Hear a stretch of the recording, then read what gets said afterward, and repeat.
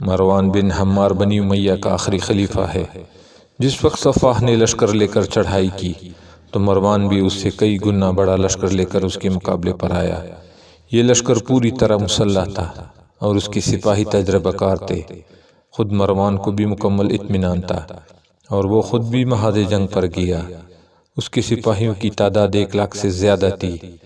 حیرت انگیز بات یہ ہوئی کہ جنگ شروع ہونے سے پہلے مروان کو پیشاب کی شدید حاجت ہوئی اور وہ اپنے آپ پر قابو نہ رکھ سکا۔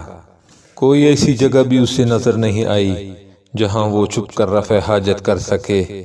بالآخر وہ گھوڑے سے اتر کر ایک جانب دوڑا۔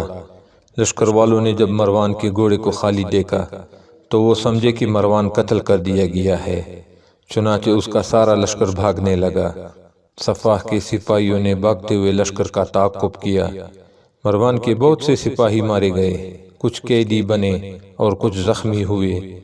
صفاح کے سپاہیوں نے مروان کو پکڑ کر اس کی زبان کاٹ کر پھینک دی اور ایک بلی نے اسے کھا لیا۔